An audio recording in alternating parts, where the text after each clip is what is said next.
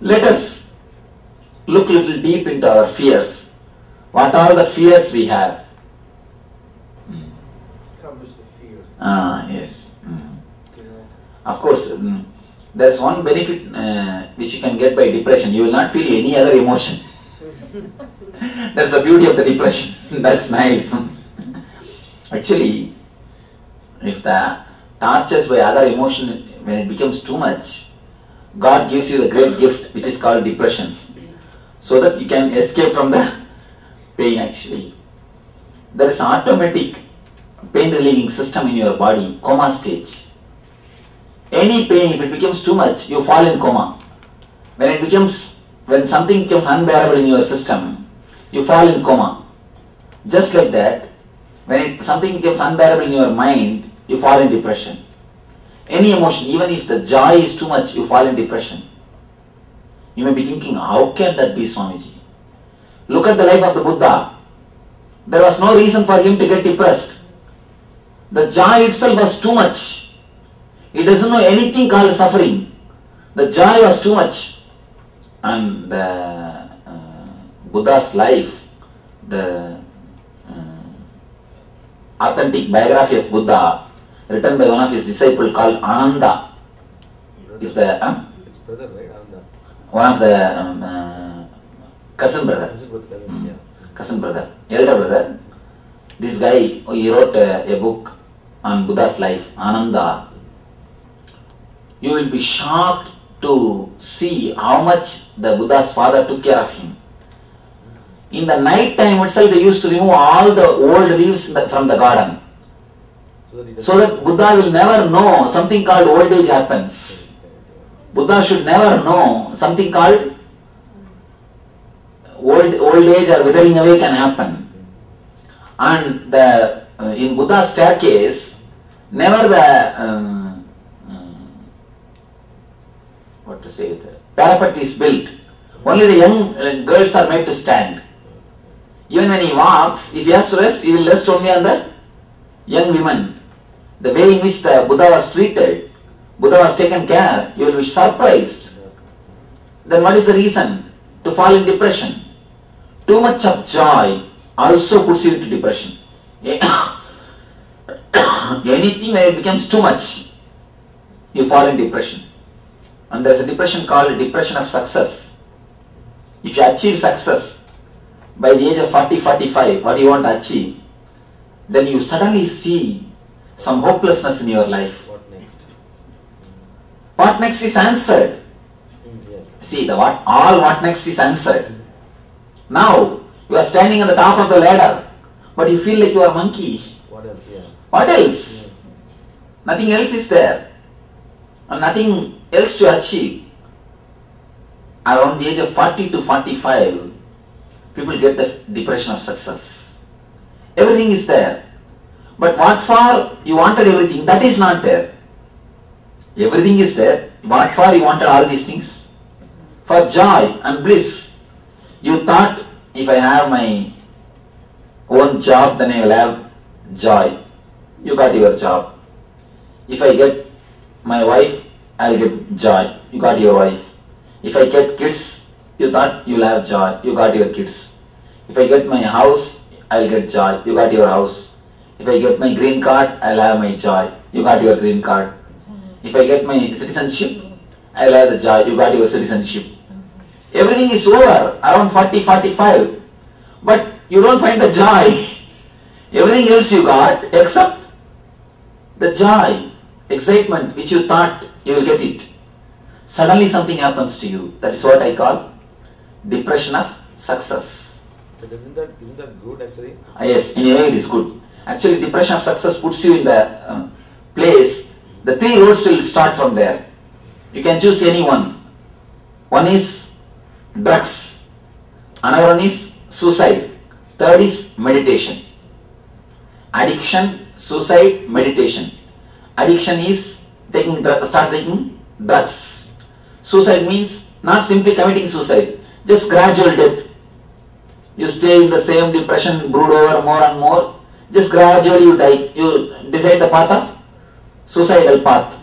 The third is meditation. Very few intelligent guys guys take up this path to work out, to go beyond the depression. Cockroach. All right. Mark. Snakes. That's all. There are so many fears in the life. You are naming only animals. Why are you not afraid that you will lose your wealth? Are you not afraid that about the failure? About the possession? Tell me. Anything less than a B in my report card? Anything less than a BMW? B grade. Oh. In the board card. Okay. Only meditation can fulfill that. Because joy can never happen from outside. It's always from inside. But as long as you think it is from outside, you run towards outer world. The moment comes, you have tasted everything of the outer world, but you are not able to find out what you want to find. Then you turn towards in. That's what. You are in the crossroads. 3 roads are moving from that point. Either you take to drugs. Drugs means I am not meaning only the alcohol or the LSD and all those stuff. Even the TV. Trying to escape from yourself. Whatever method you may use, that is drugs only. Even addiction to TV. I heard that every American average he sees 3 to 5 hours TV. I read in a survey report, 3 to 5 hours is average time. It is too much. Of course, in India it is I think 8 hours. In India it must be 8 hours. These housewives, in India no job also. Housewives, what is their work they got? Soap operas like dramas, serials. From morning till night, nothing else. Couch potatoes. Sitting in the couch and filling one full teapot with the eatables, and program will be going on. Here, going on. And by the time program is over, table is empty. And where all thing is gone, and you do not even know what you have eaten. Sometimes if insects falls also, goes inside. You have the non-veg snack. You see, fear shock can be the feeling of the fear shock can be nullified, but fear shock itself cannot be nullified. Understand? You may not feel the other emotions. It is not that it will not be there. It will be there. You will not feel it. Like a painkiller. If you take painkiller, it is not that knee pain will disappear. Knee pain will be there. You will not be made to feel the pain. You will become insensitive to pain. That's all. When you get the depression, you will become insensitive to fear stroke. It's not that it will not be there. It will be there. It will have its own effect on your system. Swamiji, it is obvious that fear is undesirable for everybody. Nobody likes feeling it. But why do most of us have a sort of an auto-destruct kind of a tendency? You know there are certain things that are not good for you, but consciously or unconsciously, every day you do things. No, it is not consciously, unconsciously only. That is why this meditation is a very deep unconscious meditation. I take you in this meditation very deeply into the unconscious layer. And I tell people again and again to go into the fear layers. To go into the fears. As far as this problem is concerned, the one and only solution is going into the fear. Let me explain. And then I give the answer to you. Actually, Buddha gives solution for this problem. One day morning, he came with a knot. Swadhisthana is called as a knot. In Pali they call it Granthi. Granthi in Sanskrit, Granthi in Pali. Of course, Pali and Sanskrit is one and the same. Only a little bit of pronunciation. It's like a Portuguese same script now. Like this, with a knot he came to the discourse. And then he asked, how to unlock the knot? One intelligent, of course not intelligent, one powerful, physically powerful guy, he got up and just took the kerchief and started doing this, what will happen? It will only become more tight. One intelligent guy came. First, he looked into the trouble, the way in which it is created. Then he underwent in the same way, same route. Only then it can be unlocked. The Swadhisthana also, you cannot escape from the fear by suppressing it or throwing it.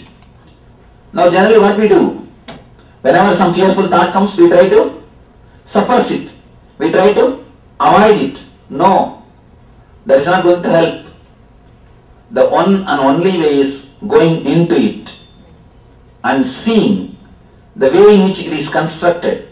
See, the whole fear starts only in the unconscious zone. That's a beautiful saying in Vedanta. It's like you have a house, big house. Somehow your ancestors have told, but in particular room there is a ghost, don't open it. And you never go near that room and you never open it. Somehow one day you get a courage and try to see. You open the door and take a lamp inside and you find nothing is there. When you take a lamp inside, you will understand there is nothing. But till you take your lamp inside, you will be thinking only there is a ghost.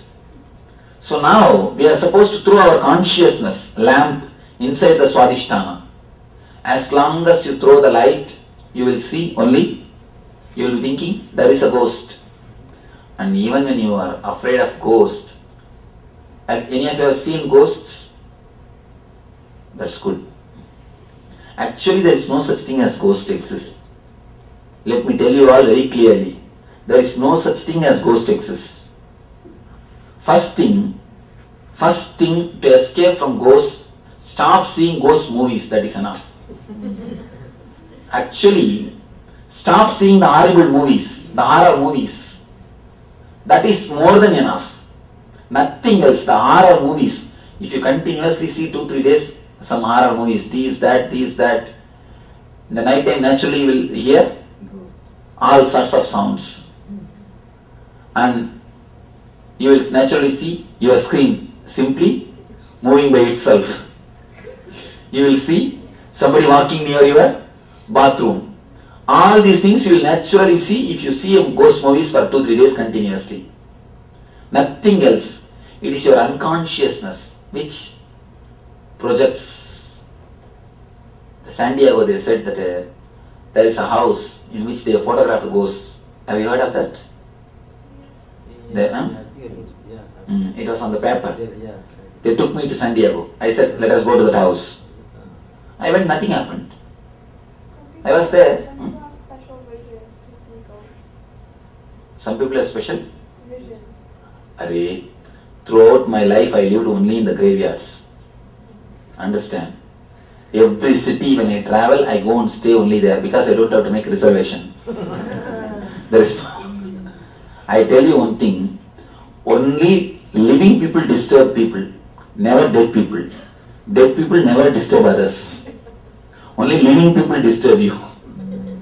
At least in my experience. Yes, tell me. No, but there's this one guy on TV, he can like communicate with people who have passed away, and whoever's in the audience will ask like, do you have a deceased person here? And that is what schizophrenia, ma. All those things are nothing but schizophrenia. They enter into one part of their own mind and they act just like a person who was dead. When you deeply contemplate and meditate on somebody, you can fall in tune with the same mood. You can act just like that same person. Some fools, even I heard, even some of our devotees, they started behaving just like me. Just foolishness. It can never happen. You see, when I became enlightened, I never started behaving like anybody. I started behaving like me. When you grow spiritually, you will start behaving like you, not like me. When you start behaving like somebody else, be very clear, schizophrenia. These are all schizophrenic, ma. It is not a healthy things. Never believe in those things, never accept those things. They are just foolish stuff. See, the very idea ghost is nothing but your unconscious projection. Your unconscious projection. All your fears are nothing but the offshoot of your unconsciousness. If you can throw consciousness on your unconsciousness, if you can throw your light, your energy on the fears, you will see simply they melt away.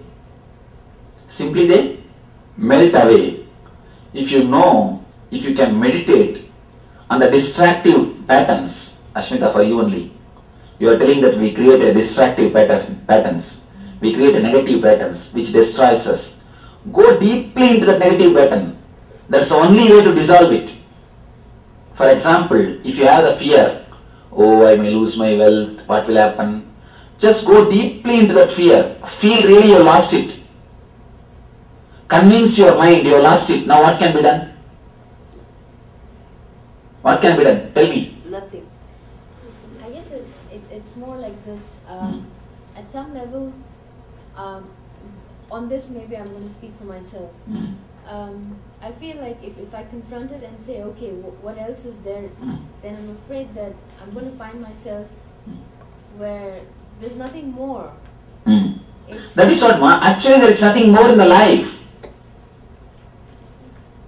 The whole life is nothing but the castle in the air, ma. What else you think life is? Whole life is nothing but the castle in the air. When you want to hold on to something, some hopes, you know it is just a hopelessness, but you want to hold on to that hope, then you create all these things.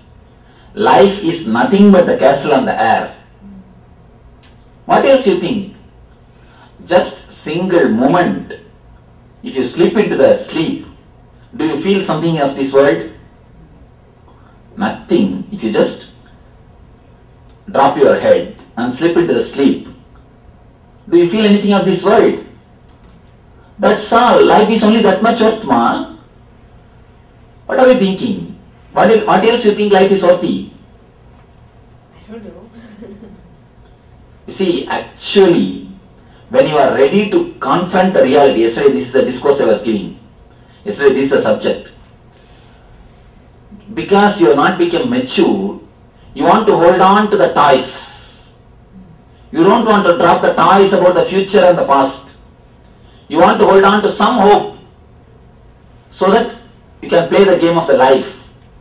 But actually if you face the life face to face, the reality, dropping all your hopes and the imagination, life is nothing worth.